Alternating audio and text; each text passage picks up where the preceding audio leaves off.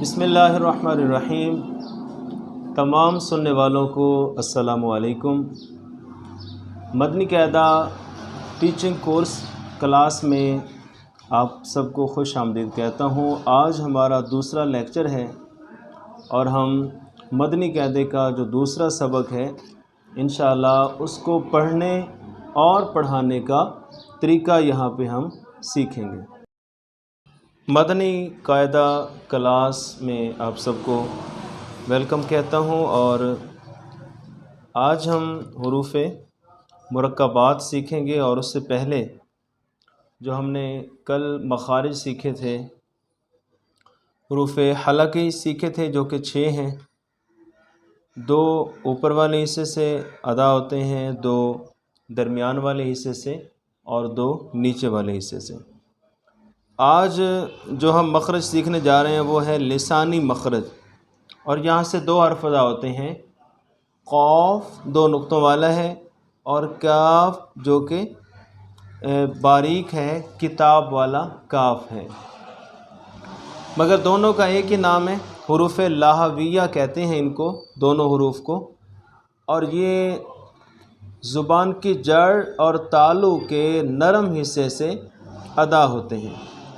زبان کی جڑ اور تالو کے سخت حصے سے نیچے والا کاف، زبان کی جڑ اور تالو کے نرم حصے سے اوپر والا قاف، یہ ادا ہوتا ہے۔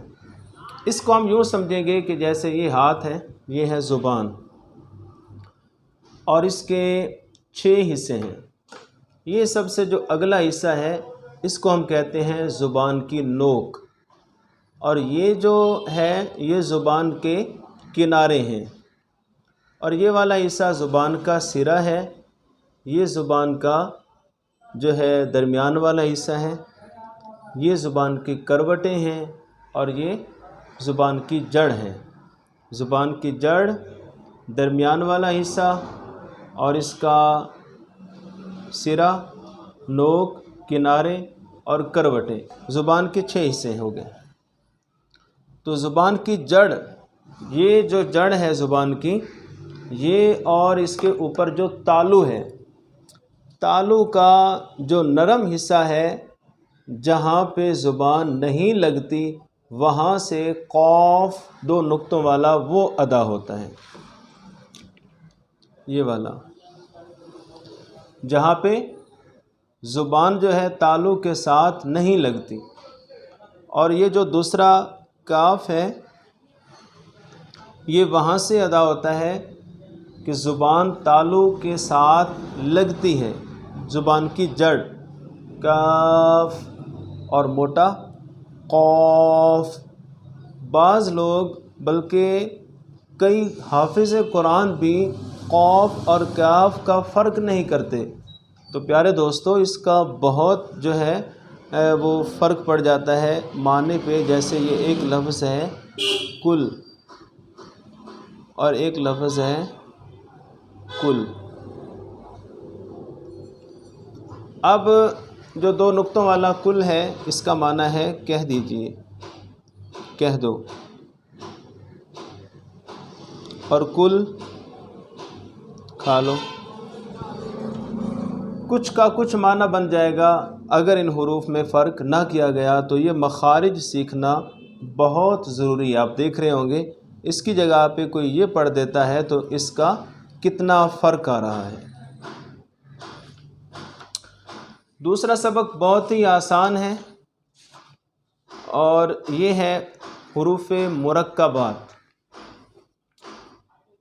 2 حرف یا اس سے زائد جب ملتے ہیں تو ایک مرکب بنتا ہے، مگر ان کو الگ الگ پڑھیں گے ہم حروف مفردات کی طرح، جیسے ہم نے الف، با، تا، ثا، جیم، حا، خا اس طرح پڑھا تھا، ان کو بھی ایسے ہی پڑھنا ہے۔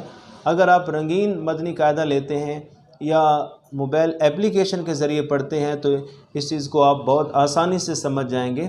یہ دیکھیں، الف لام الف، لام الف، با الف، نون الف، تا الف، تو یوں ہم پڑھتے جائیں گے۔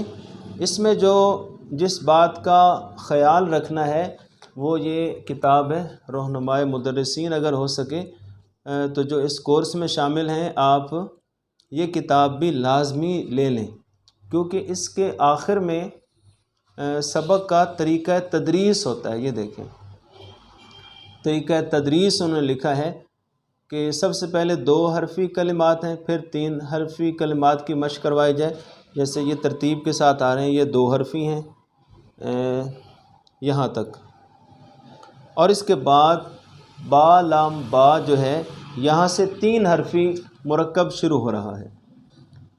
تو اس سبق میں حروف کے آپس میں ملنے کی شکلیں دی گئی ہیں، جس طرح آپ دیکھیں لام الف دونوں ایک جیسے ہیں، تو ڈبل کیوں دیے گئے؟ کیونکہ اس کا لکھنے کا انداز اور ہے، اس کا لکھنے کا انداز اور ہے۔ سب سے پہلے الف سے مختلف حروف کے ملنے کی شکلیں، پھر با سے، پھر اس طرح دیگر حروف سے شکلیں دی گئی ہیں، جبکہ 3 حرفی جو مرکبات ہیں ان میں مختلف حروف کے آپس میں ملنے کی شکلیں دی گئی ہیں۔ سب سے پہلے تو یہ بتایا جائے جب 2 حروف آپس میں ملتے ہیں تو ایک مرکب بنتا ہے، پھر ان کو یہ دیکھیں جو اصل میں سمجھانے لگا تھا چیز وہ یہ سامنے آ گیا لکھا ہوا کہ اس کو ہم صاد لام کو صا لام نہیں پڑھیں گے، صاد دال اس کی حذف نہیں کریں گے، بلکہ صاد پورا پڑھیں گے، جو ہم نے پیچھے جو سیکھا ہے پہلے سبق میں اس کے مطابق ہم اس کو جو ہے بچوں کو سکھائیں گے۔ یہ والا پورا صاد اس طرح پڑھیں گے، صا اس طرح نہیں پڑھیں گے۔ اس کے بعد وہ حروف جن کی شکل ملا کر لکھنے کی صورت میں بدل جاتی ہے، بعض حروف ایسے ہوتے ہیں جو مکمل نہیں لکھے جاتے، ان کے سر لکھے جاتے ہیں، تو ان کے سروں کی مدد سے جو ہے پہچان کروائی جائے گی، بالخصوص حروف مستعلیہ جو کہ پہلے سبق میں ہم نے پڑھے ہیں، ان کا خاص خیال رکھتے ہوئے کہ کہیں بچہ ان کو باریک نہ پڑھے، اس کا خاص طور پر خیال رکھنا ہے۔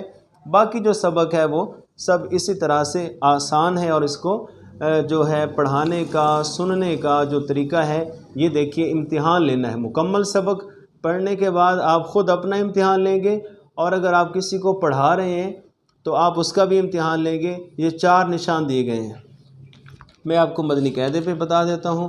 سب سے پہلے تو ہم یہ ایک سیدھی جانب سے شروع کریں گے اور آخر تک سنیں گے، ایک مرتبہ ہو گیا۔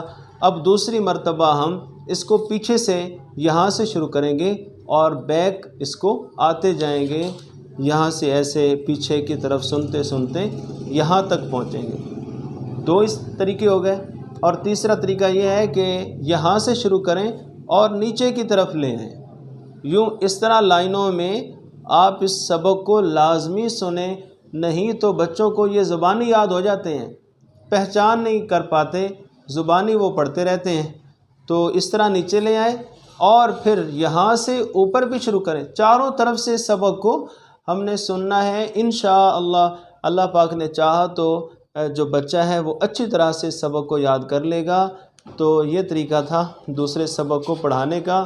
طریقہ تدریس میں بھی مدنی قاعدے کے ذمہ داران نے یہی لکھا ہے، اگر یہاں پر کچھ کمزوری ہے، حروف کی پہچان نہیں ہو رہی، یا جو حروف کے سر ہیں ان کی سمجھ نہیں آ رہی، تو ان کے مکمل حروف پیچھے دکھا کر بچے کی اچھی طرح سے تربیت کی جائے۔ امید کرتا ہوں آپ کو یہ لیکچر بہت اچھا لگا ہوگا۔